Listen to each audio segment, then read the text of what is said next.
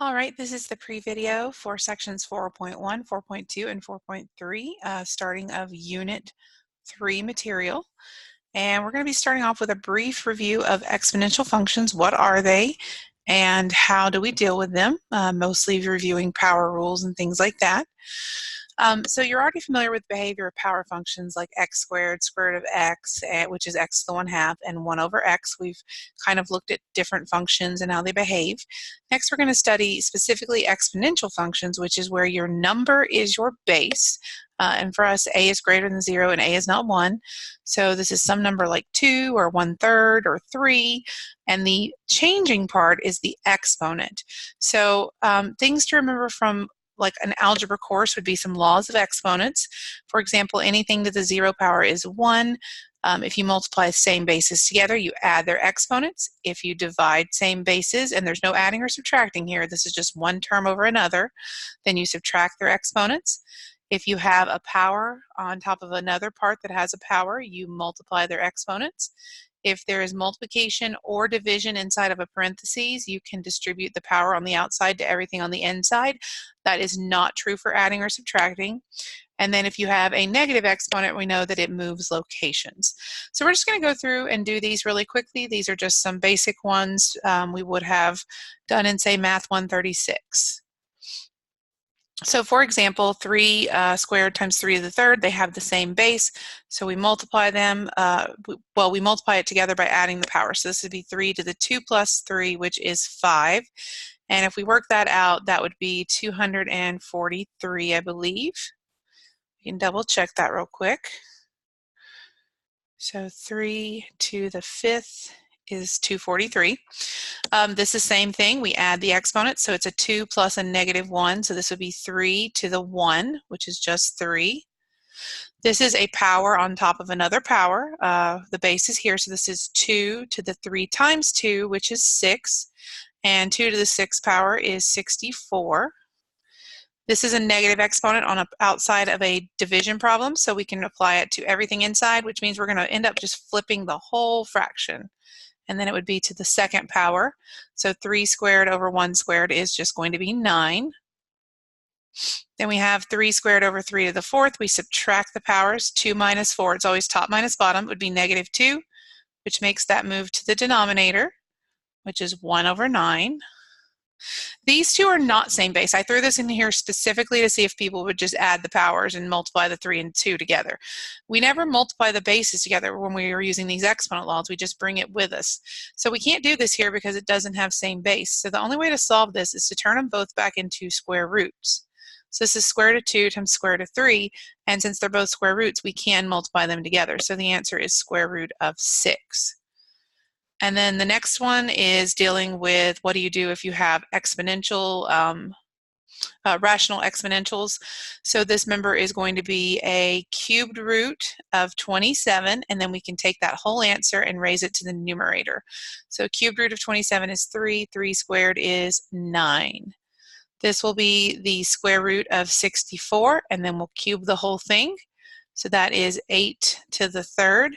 And I believe that is 512, but I'm going to double check it.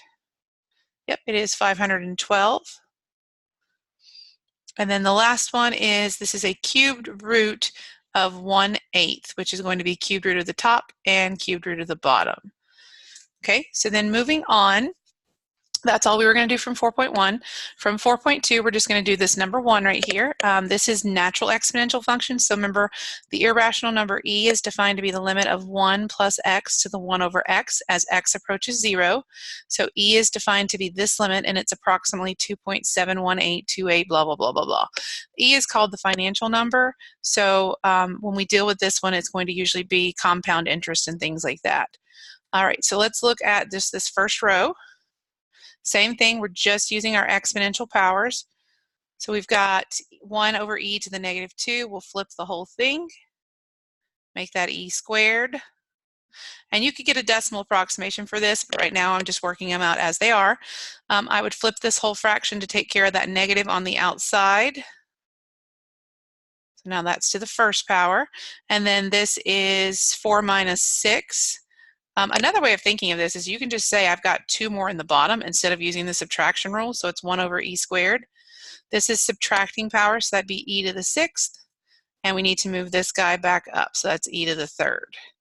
So all the graphing and the applications we will do together in class.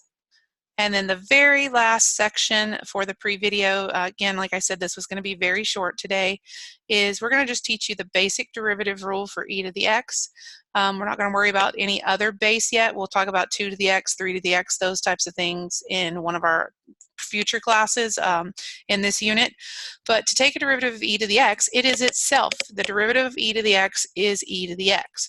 Now, if you have e to something else, you do a chain rule. So you do, I'm taking e to that power, and then I'm going to chain it by the derivative of the exponent. So this is a chain rule. So we're going to do, I think, the first 6 of these because they're pretty quick. So the derivative here, this is e to the 3x, so you write it as itself times the derivative of the exponent, which would just be 3. So I usually will reorder this as 3e to the 3x. So that's y prime. F prime of x is you write it as itself. Then you chain on the derivative of the exponent, which this time is negative 6x squared.